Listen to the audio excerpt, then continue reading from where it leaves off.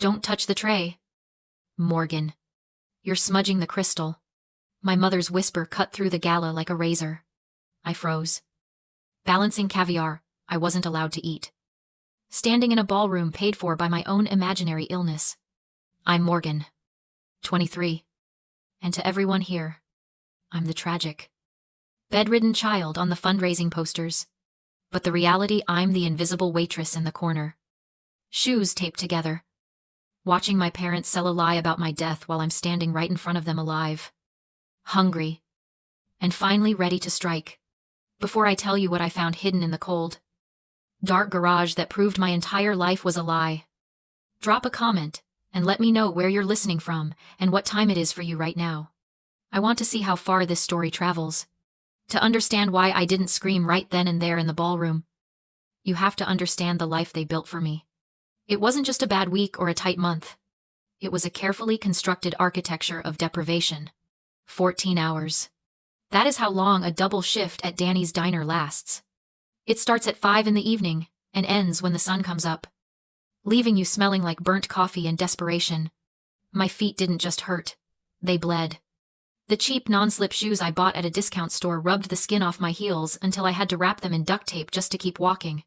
I remember sitting in the back alley behind the diner one Tuesday morning, counting out my tips.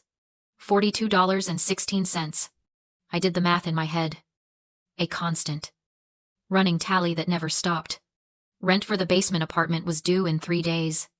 The electric bill was overdue. If I skipped lunch for the next week, I could maybe afford a bottle of ibuprofen for the migraines that blinded me halfway through my shifts. I didn't blame my parents for my poverty. I blamed myself. They had told me, over and over since I was a child, that my medical bills were a black hole that had swallowed their future. I was the burden. I was the reason they couldn't retire. So, when they bought the mansion, the sprawling estate with the heated driveway and the marble fountains, they told me it was an investment. A way to recoup the losses I had caused. I visited them once a month to help with maintenance, which really meant scrubbing the floors my mother didn't trust the maid to touch. But I wasn't allowed to stay in the house. The guest rooms are fully booked on Airbnb, my father would say, checking his watch. We can't disturb the guests. It's revenue. Morgan, we need the revenue. So, I slept in the garage. They had set up a folding cot next to the lawnmower. It was cold, damp, and smelled of gasoline. But I was grateful. I was always grateful. That was the rule. The breaking point, though I didn't know it was a breaking point at the time, happened a week before the gala. I was sitting on the cot, shivering under a thin blanket, when my mother came into the garage. She was holding a box of artisanal crackers. I was clearing out the pantry, she said, thrusting the box at me. These expired 3 months ago. I was going to throw them out. But I know how much you struggle with budgeting. She looked at me with that pitying, tragic smile. Don't let them go to waste. Morgan, waste is a sin. I took the box. I was hungry. I hadn't eaten a real meal in 2 days. As she walked back toward the warmth of the main house, I saw her stop by the dog's kennel. She opened a fresh bag of premium, organic, grass-fed beef kibble for her poodle. I sat in the dark, eating stale, soft crackers that tasted like cardboard, watching the dog eat better than I did. I told myself it was fair. The dog wasn't a burden. The dog hadn't cost them millions in imaginary surgeries. I swallowed the dry crumbs and the shame, convinced that I deserved the cold, while they deserved the warmth. I didn't know then that the scarcity was artificial.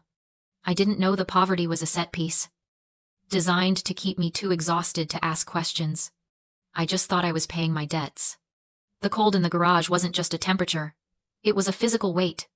It settled into my bones, making my joints ache in a way a 23-year-old's shouldn't. I pulled the thin, scratchy blanket tighter around my shoulders. But it was useless against the draft, seeping in under the garage door. I needed something heavier.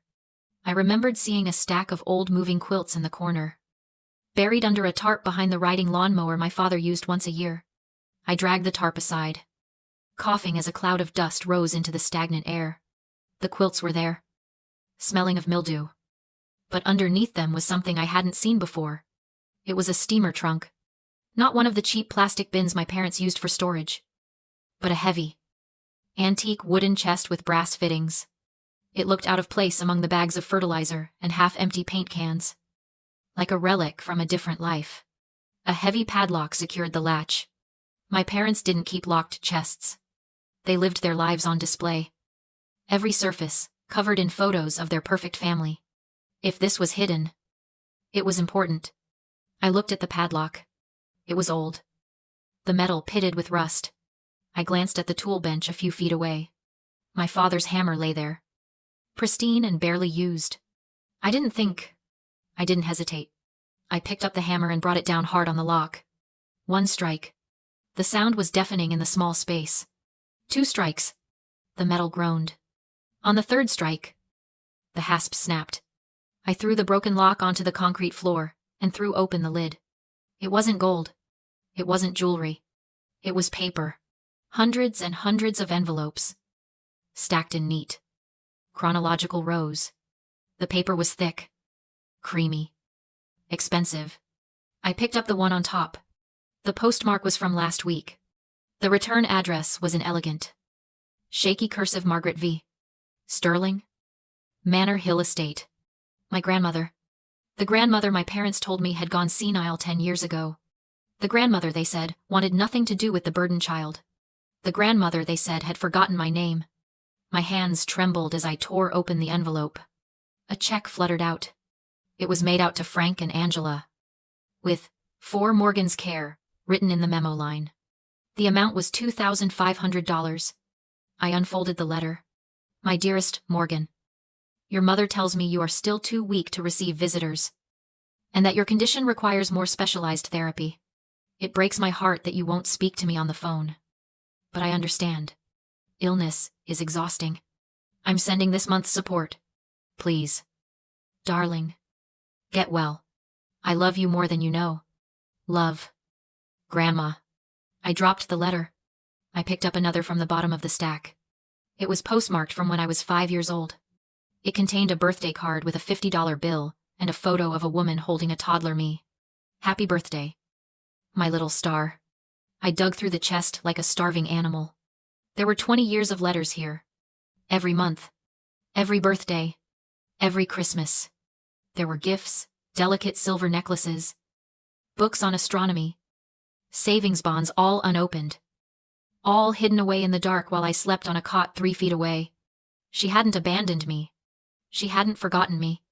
She had been funding my life every single month for 2 decades. My parents hadn't just stolen the money. They had stolen her. They had stolen the only person who had ever loved me. And they had replaced her with a lie that I was unlovable. I sat on the cold concrete floor, surrounded by the evidence of my own worth. And I didn't cry. The tears stopped. The sadness evaporated, replaced by a cold, crystalline clarity. I wasn't a burden. I was a business. And I was about to audit the books. I didn't storm back into the house. I didn't confront them with the broken lock or the stack of uncashed checks.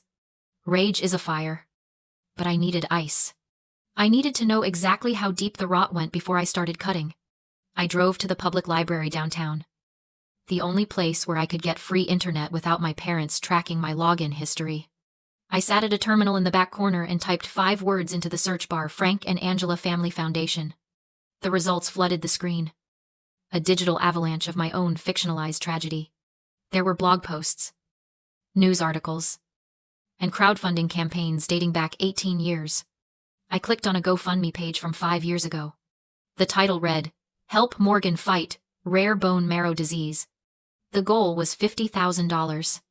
It was fully funded. I scrolled through the updates. There were photos of me sleeping in the garage, captioned Morgan resting after chemotherapy. There were receipts for specialized treatments that looked suspiciously like invoices for the kitchen renovation my parents had done that same year. I read the comments from donors, strangers, sending prayers and $20 bills to save a girl who just needed a sandwich and a warm bed. They hadn't just stolen from my grandmother. They had monetized my existence. I wasn't a person to them. I was a content farm. Every time I looked tired from a double shift, they snapped a photo and sold it as a symptom of a terminal illness. Every time I lost weight because they wouldn't feed me. They marketed it as a brave battle. I pulled out the letter from the chest. The one with the phone number in the letterhead. My hands were steady now. I dialed. It rang twice. Sterling Residence. A voice answered. It wasn't a nurse. It wasn't a caretaker. It was sharp, clear, and commanding. "Grandma," I whispered. There was a silence on the other end. Heavy and thick. Then, a sharp intake of breath. "Morgan, is that you? They told me you were dead," I said. The words tasting like ash, or senile. "They told me you didn't know who I was.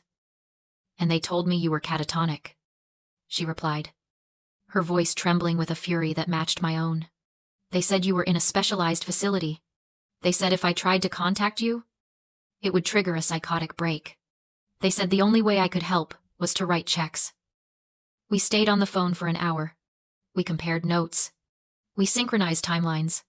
Every time she sent money for a surgery, my parents went on a vacation. Every time she sent a gift, I was told she had forgotten my birthday.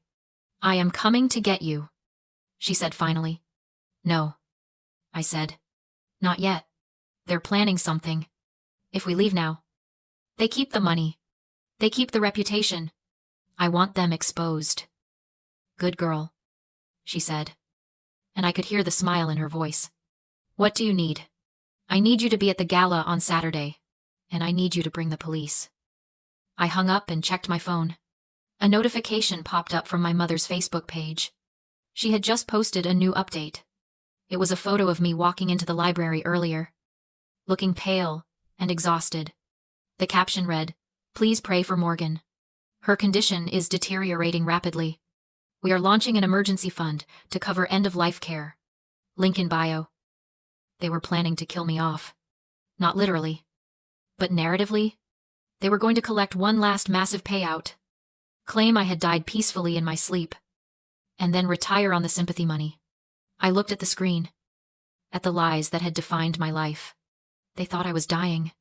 But for the first time in 23 years, I was finally alive. The gala was 48 hours away. My parents were out, likely meeting with the caterers to ensure the champagne fountain was tall enough to distract from their moral bankruptcy. They had left the back door unlocked. Why wouldn't they? To them, I was just the stray dog that slept in the garage. Stray dogs don't steal.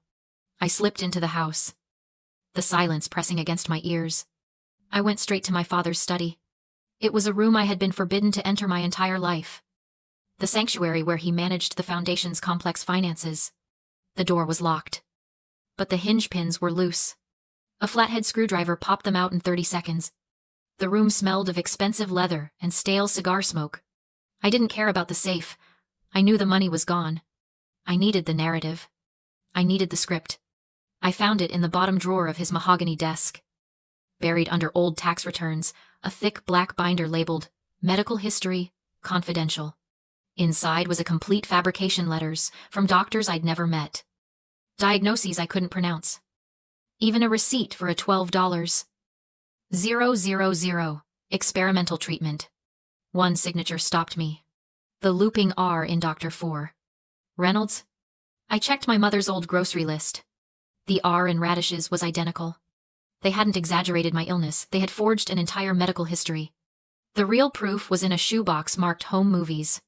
I played a tape labeled Morgan. Appeal Video 2005. On screen, 5-year-old me sat in a hospital gown. My mother barked orders from behind the camera. Cry. Limp. Look sick. My father coached the performance. They filmed my fear like a production. It wasn't just abuse. It was profit. Not Munchausen by proxy, but Munchausen by profit. My illness was their business. My pain was their product. I packed the binder and tapes. At the gala that night, my parents announced I was dying and launched a $500 000 memorial fund. When they played their tribute video, I hijacked the feed instead of their montage. The room heard my mother screaming at a child to cry, my father laughing about donors paying for a boat, and finally, a recent recording of my mother calling me a cash cow and discussing how my death would be more profitable The room went silent. Then, the doors opened. My grandmother entered with police and auditors. My father tried to run. My mother collapsed. I walked onto the stage and said nothing. I just stood there alive, undeniable, and watched fear finally replace the lie.